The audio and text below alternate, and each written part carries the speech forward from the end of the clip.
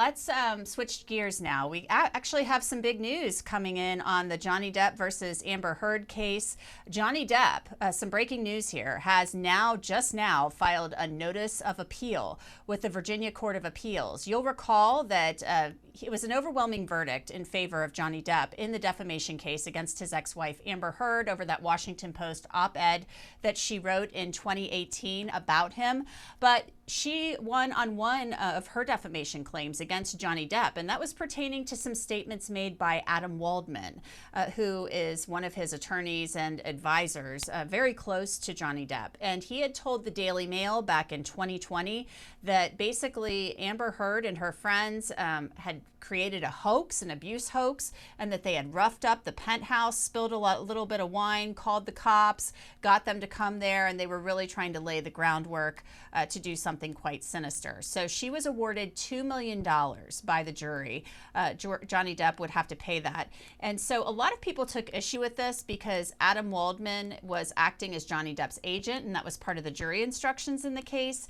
And a lot of people took issue with that because he was an independent contractor making a statement on behalf of Johnny Depp. So they're preserving this line of appeal for Johnny Depp. There's a statement that I just received from Johnny Depp's people. They said they feel this was an overwhelmingly positive verdict for Johnny Depp, but if Ms. Heard is determined to pursue further litigation by appealing the verdict, Mr. Depp is filing a concurrent appeal to ensure that the full record and all relevant legal issues are considered by the Court of Appeal. There was another statement yesterday after Amber Heard filed a notice of appeal. It said the jury listened to the extensive evidence presented during the 6-week trial and came to a clear and unanimous verdict that the defendant herself defamed Mr. Depp in multiple instances. We remain confident in our case and that this verdict will stand. So, Catherine, I'll start with you. You know, this is our topic. We talk about this all the time, whether it's here on the air or on Sidebar. We were anticipating this, you and I were. So we know Amber Heard filed her notice of appeal yesterday. Now Johnny Depp, just now, filing his notice of appeal with the Court of Appeals. So your thoughts on Johnny Depp saying, look, I'm confident in the verdict, but I'm moving forward because if you're going to pursue this even further, I'm going to pursue an appeal on this one too. It is no surprise that he filed the notice of appeal today because, like we talked about yesterday during Sidebar, that was coming. I expected that to come soon, especially since he added an Exhibit D to the final order of the judgment. And that's very unusual, as I mentioned, and it just signals that he is prepared to take this to the next level, which would be filing an appeal. And it's interesting how Johnny Depp's team said that since Amber Heard wants to continue the litigation through appeal, then we have to file a counter appeal. That signals to me that there might have been talks as to making sure that she doesn't appeal. If you don't appeal, then we won't appeal. But if you make this type of action of filing a notice of appeal, we will have no choice but to file our counter appeal, and which they did. And I think it's a good thing for them, for Johnny Depp to file the appeal, because that statement at issue that John Waldman made, it was so convoluted in terms of there's many facts there that could be confusing to the jury and could be construed as not really something that should have been imputed to Johnny Depp. So as a lawyer, I'm looking forward to knowing that question of law as to what extent is your statement as a lawyer get imputed to your client. Most certainly. And what I thought was odd about this, and it makes you wonder, Mark Weaver, if this was some sort of compromise verdict, because Adam Waldman offered testimony. He said he spoke to, I think, either 9 or 11 people, and he said he did his due diligence. He felt that this was truly a hoax. So your thoughts on that, on a client being found liable by a jury for the words of his lawyer acting as his agent?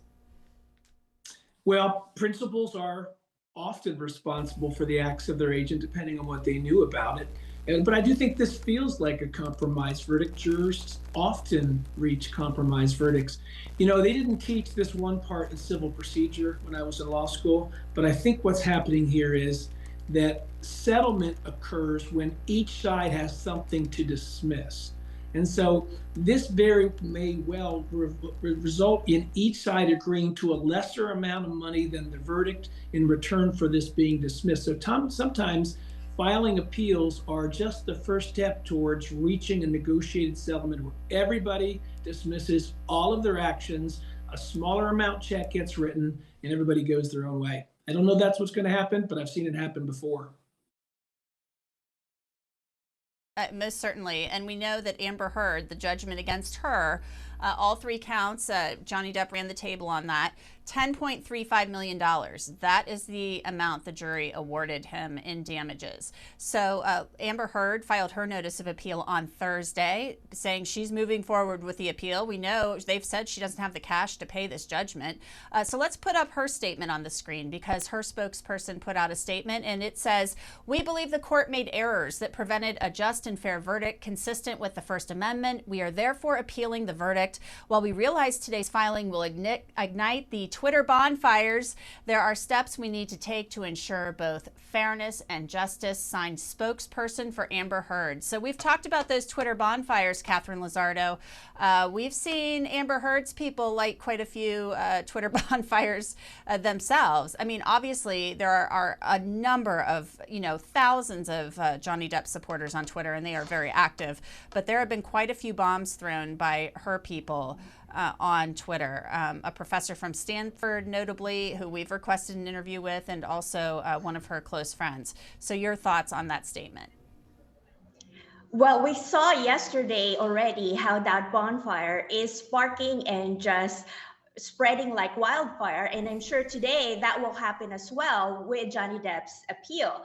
And what's interesting about Amber Heard's statement there is it gives us a glimpse of what argument she will be presenting for appeal, which is the First Amendment argument that they've been trying to present at trial and even on their post-trial motion to overturn the verdict.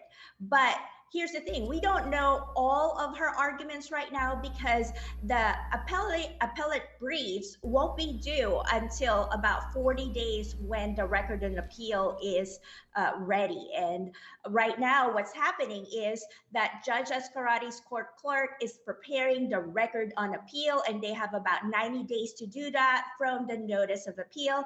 So Johnny Depp's team and Amber Heard's team are also making sure that the record on appeal are accurate, because they will be limited with that record and appeal. It's not a new trial. When you go on an appeal, the 3 appellate judges will have to look at what happened in the lower court based on that record and appeal. So we'll see what their briefs will say. It will be a very thick brief for both parties, I assume.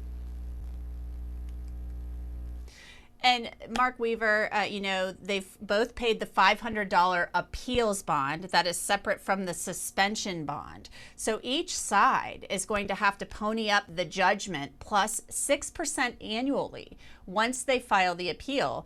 And it's my understanding they do that so you just can't appeal to avoid paying. So the interest is almost like a penalty of sorts. So Amber Heard's going to have to pony up the $10.35 million plus the 6% annually. Then Johnny Depp putting up the $2 million plus 6% annually. So that's a lot of cash. Catherine and I were talking about this yesterday. It makes you wonder. Amber Heard, we know her insurance company has been paying for her defense more than $8 million, we understand at this point. Does an insurance company, do you think they would put the money up for the bond? Well, it depends on the policy that you have, but you're right. The purpose of the bond is to keep people from frivolously appealing if they don't have any money to pay the judgment. And so the court system wants to keep people honest. It's a little bit like high stakes poker, that you keep putting money into the game in hopes of winning some back. But let's not forget, this case was as much about reclaiming the image of Johnny Depp and making sure he could continue to be a bankable box office star as it was the law. And I think he largely achieved what he wanted to achieve. I don't think he'll have any trouble getting new movies. She might, and so she obviously would like to see things turn, but there are no good appeals in the court of public opinion, and I think that court has already ruled. Yeah, I think so too.